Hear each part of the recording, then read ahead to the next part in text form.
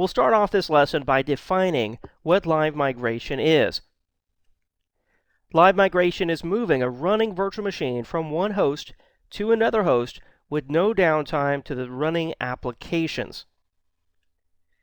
So what is this going to require? Well, you'll need two Windows 2012 servers with Hyper-V roles installed. Those servers will have to have CPUs from the same vendor family, for example Intel or AMD, and the same family of CPUs. They'll both need to belong to the same Active Directory domain on your Windows Active Directory domain controller, and then the virtual machines must be using virtual disk or virtual fiber channel. In other words, they cannot be using disks that are mapped to, let's say, a physical disk on the server. And it's highly recommended, by the way, by Microsoft to use a private network for the virtual machine memory that's going to be sent across the network. In other words, for the live migration traffic, it's recommended to use your own private network. Of course, it will work over a production busy network, but it's recommended, or best practices dictate, to use a private network. So how does it work? Well, there's 6 basic pieces to a live migration. First off, of course, you need to set up live migration, make sure it's configured as needed, which I'll show you in just a minute. The memory pages are then transferred from the source node to the destination node when the live migration is initiated. Once the memory pages are transferred, then the pages that are actually being modified during that time, those memory pages are then transferred. The storage handle is moved from the source server to the destination server. Let's say that the two servers were migrating a virtual machine that uses a shared virtual disk. That virtual disk would actually never move from the shared storage, but the virtual machine configuration on server A would be moved to server B, and at that time, when the virtual machine is activated, the ownership of that virtual disk is passed from host A to host B. On step 5, the virtual machine is brought online on the destination server, and then there's a network cleanup primarily to redirect any network traffic that was headed towards the virtual machine on host A. It now needs to be redirected to host B. That's the basic process. Just picture a virtual machine's memory moving from one host to another, the configuration moving from one host to another, and that virtual machine being brought online on the new host. So why do you want to do this? Well, there's a few different reasons. First off, perhaps you need to balance the load. Maybe a virtual machine is utilizing too much memory on host A. You move it to host B to free up memory on host A for other virtual machines. Maybe it's using too much CPU. Again, you move it to another host to balance the load. Or perhaps you need to shut down host A, so you move all the virtual machines on that host to another host so that you can perform server maintenance on that host. There's a variety of different reasons, but the most important thing is that live migration gives you, as a Hyper-V admin, the flexibility that you need to move virtual machines around without impacting your running production applications that are critical to your company and to your end users. Now, one of the coolest new features of Windows Server 2012 Hyper-V is what they call shared nothing migration. In other words, you don't have to have shared storage that both of the physical servers can access. The virtual machine's memory, configuration, and even the virtual hard disk can physically move from one server to another all at one time in one pass. And that's called a shared nothing migration. So now let's go over to our Hyper-V lab, and I'll show you step by step how to utilize this new shared nothing live migration in Windows Server 2012 Hyper-V. Here in our lab, to configure Windows 2012 Hyper-V shared nothing live migration, let me first review with you what you'll need to do to reproduce this demonstration in your own lab. Now, what I have here is two Windows 2012 hosts with the Hyper-V role installed. They're both joined to the domain, and I logged in as the domain administrator. It's very important that you join these hosts to the domain and then also log in with a domain account that has administrative privileges to do your live migration testing.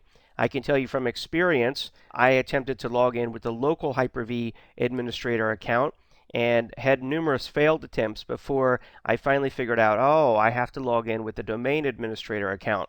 Also, if the hosts aren't joined to the domain, live migration won't work. Now, I've dropped the firewall on both hosts because this is a lab environment, but if you want to make sure that the port is open that you'll need for live migration, if we look over here in the Windows Advanced Firewall settings, you can see my firewall is off, but if we go to the inbound rules, down underneath Hyper-V, H for Hyper-V, you'll find the TCP in port. Actually, it says MIG TCP in. If we scroll over to the right, it's actually TCP port 6600. So that's the port that live migration uses. If you want to keep your firewall on, just make sure that that firewall rule is enabled. Moving on, now let's talk about live migration with shared storage. So really the only difference here is that there's a network share involved. The virtual machine disk and its configuration file most likely are stored on a network share.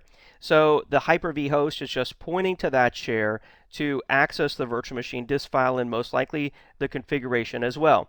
So when it comes to live migration with shared storage, keep in mind that the virtual machine disk file doesn't have to move. So a live migration with shared storage is going to happen much, much quicker. And that's because all that's going to happen is the virtual machine's memory, because it's a running virtual machine most likely that you're performing live migration on, the memory that's in use is going to be transferred over the network from one Hyper-V host to another.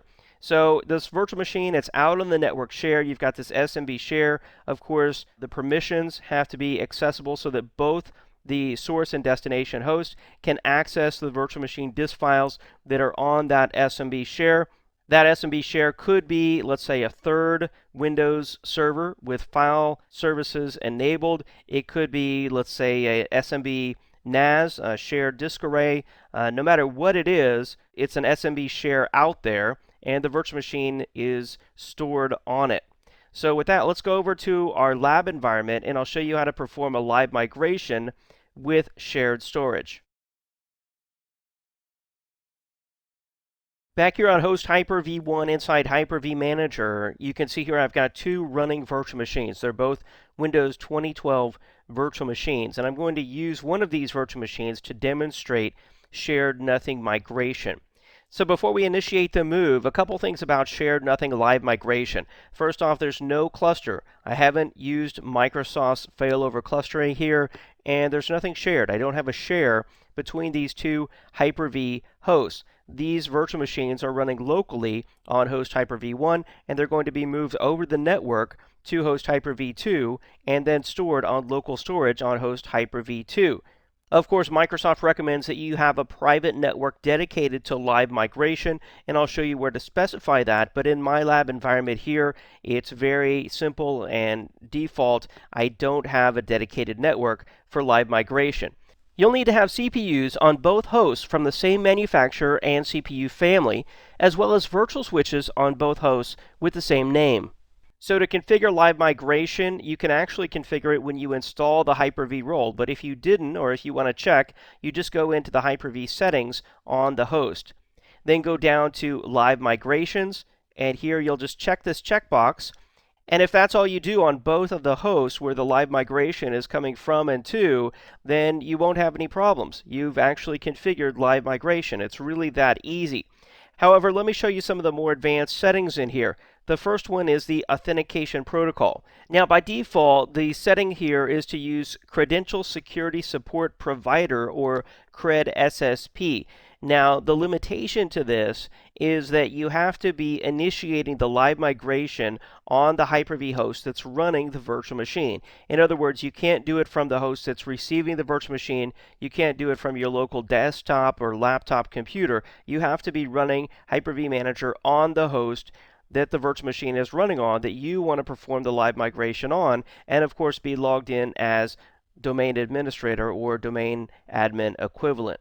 So the alternative is to use Kerberos here, which then requires that you configure constrained delegation for live migration.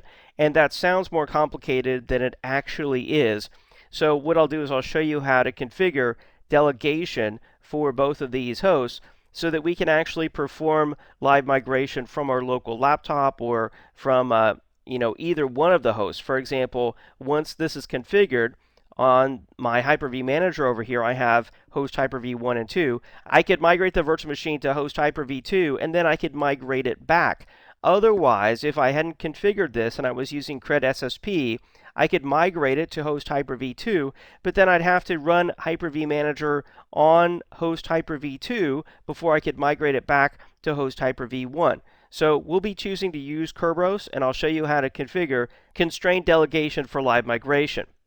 Next up here, you can configure simultaneous live migrations, and the default is up to 2. In my case, that's going to be just fine. Some larger Hyper-V infrastructures might want to have more than 2 simultaneous live migrations.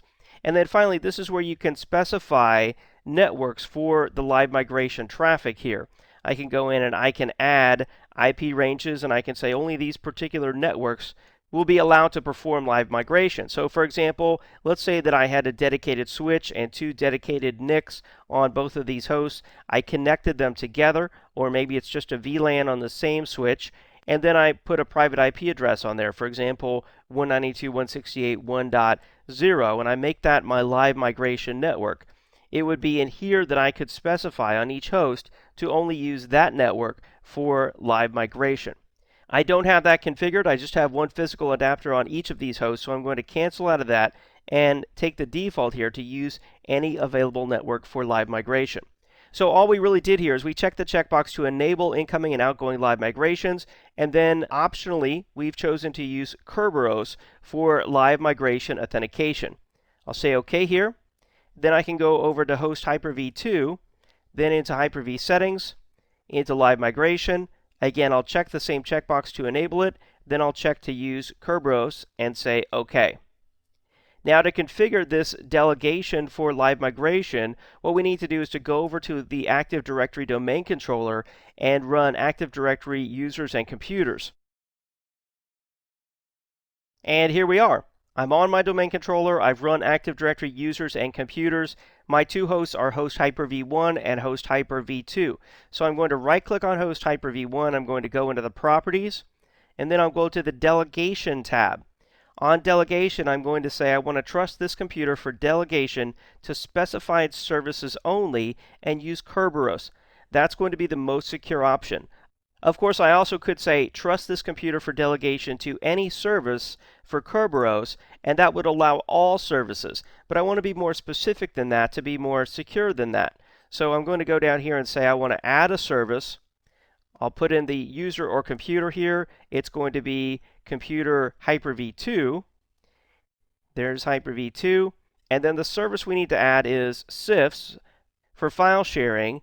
And then down here under Microsoft, if we expand this out a little bit, you can see Microsoft Virtual System Migration Service. So I'll hold down Control here so I can select that. And I've also got the other one selected up here, CIFS. Then I'll say OK. And we added both CIFS and Microsoft Virtual Migration Service. That's for the computer Hyper-V 2 to allow delegation on host Hyper-V 1. So I'll say OK there. And now I'm going to do the same thing on host Hyper-V 2. Go into Properties, go to the Delegation tab, trust this computer for delegation to specified services only. I'll say Add. I'll put in the computer name here is going to be Hyper-V 1. There it is. And then I'll add CIFS. I'll scroll down to M for Microsoft Virtual Migration Service. Hold down Control. I'll select both of those. Say OK. I've got them both in there. I'll say OK here. And now we configure delegation for live migration. So now let's go back into Hyper-V Manager. And now we're ready to perform a move using live migration. So all I have to do is right-click on the virtual machine and go down to Move. Or of course I could use the Action panel over here on the virtual machine and click Move there as well. And here it says this wizard will help us to move a virtual machine to a different computer or move virtual machine storage. So this same wizard is used to move storage or to move the virtual machine that's running on the host. I'll click Next, and that's where we have the option to either move the virtual machine and optionally its storage to another computer, or to move just the virtual machine storage. We want to move the virtual machine. That's the live migration piece. I'll click Next here. And now it's asking what host do we want to move this computer to. So currently it's running on host Hyper-V 1. I'm going to type in Hyper-V 2 and move it from my host Hyper-V 1 to host Hyper-V 2. Click Next here. And now we have a question. It says, what do you want to do with the virtual machine's items? And when it says items, keep in mind that there's multiple files that make up a virtual machine. You've got configuration files, snapshot files, swap files, and the largest of all of them would be the virtual machine's virtual disk, or the VHD, or the VHDX. So you could say you want to move these to a single location, which would effectively consolidate them into a single folder. Because remember, by default in Hyper-V, those virtual machine files or items that it's talking about that I just mentioned, those are all stored in different locations. The virtual machine disk file is in one location, whereas the virtual machine configuration and swap files are in a different location. So if you take the first option and the default option here, it's going to migrate those to a single folder on the destination host. Now you could also choose the second option here, which is to allow you to specify the location to move the virtual hard disk and then automatically move the virtual machine files to the appropriate location on the destination computer. Or third, move all the files to whatever locations you specify.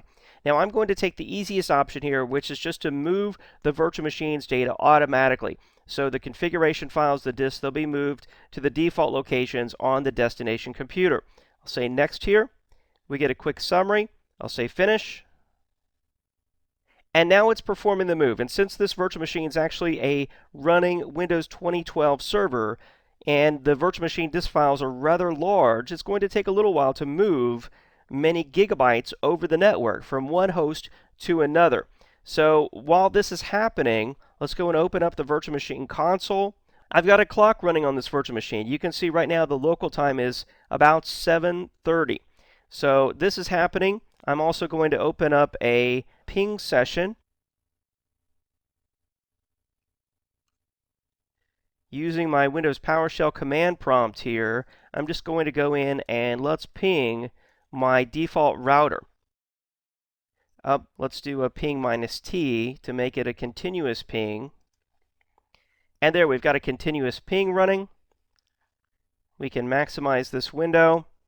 We can see that ping is happening. We're getting pretty good response time there. We can see the clock. It's about 7:30. What I'm going to do is to just leave this recording running, and I'm going to come back and show you the moment that the actual move occurred. So right now it's copying the virtual machine disk from one host to the other. The changes are being saved in a separate file. So once the large virtual machine disk file has been moved, and the virtual machine is about ready to move from one host to the other, it'll make that move and then apply the changes to the destination computer.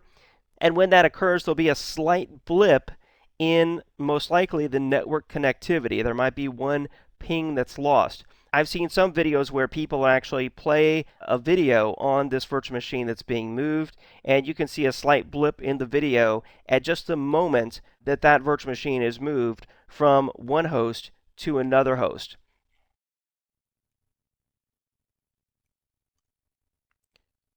So if we kind of put this off to the side, but we keep that running,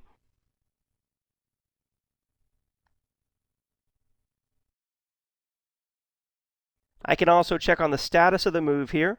It says we're still performing the move. Let's move that box over and bring up our virtual machine console. So now we've got both on the screen at the same time. We can see the clock, we can see the ping happening, we can see the status of the move. I'm just going to leave the recording running here, and then we'll edit out everything except the moment that the move happens. Now, something else I want to tell you is if I took a virtual machine that had no operating system installed, just a blank, empty virtual machine, even if it was powered on, and I did this move, the move would be instantaneous. And this happens even more instantaneous, if that is possible, with a virtual machine that's not running, because there's no memory to move from one host to another. There's just a virtual machine and configuration files, and just about as soon as you press finish, the move has completed. So we'll leave this running, we'll leave the recording going, and I'll show you the move here in just a second. Okay, I'm just checking on the progress of our live migration here. Still says the move is in progress. Roughly 10, 12 minutes here have occurred. The pings are still happening. We've still got network connectivity. One thing we can do is, I know this virtual disk file is about 9 gigs. So let's go over to host Hyper-V 2 and check on the virtual machine disk file. Okay, here on host Hyper-V 2, notice in the virtual hard disk folder, there's the virtual machine disk file. It's 9.1 gigs now. I don't remember exactly the size of it over on host Hyper-V 1, but you can see here it's now 9.1 gigs on host Hyper-V 2, and something may be happening. Let's go check, see what's going on. Okay, we're back. It looks like the move completed. We can see here in our history, it took about 14 minutes or so. And if we bring up the virtual machine console, let's do a Control C here. And we can see there's 0 packet loss. Of course, I could scroll up there to see if there were any pings that were lost. We can do that.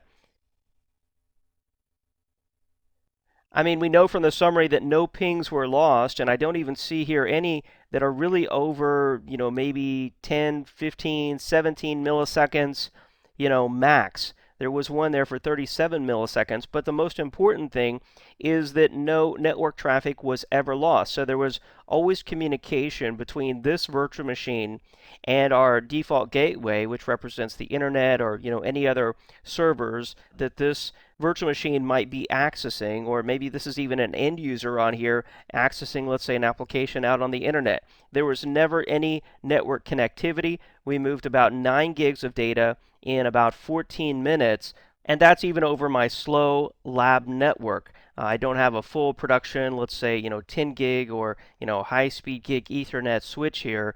We have a relatively slow network, and we were able to successfully perform a shared nothing migration over that lab network in under 14 minutes for a 9 gig virtual machine.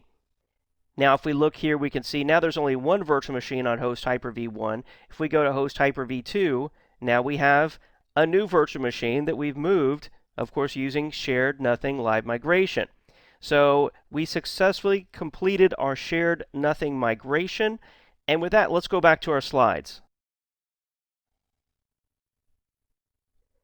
And now that we completed our live migration, configuration, and demonstration, that brings us to the conclusion for this lesson. Thanks for watching this lesson covering Windows Server 2012 Hyper-V live migration using shared nothing migration and SMB file shares.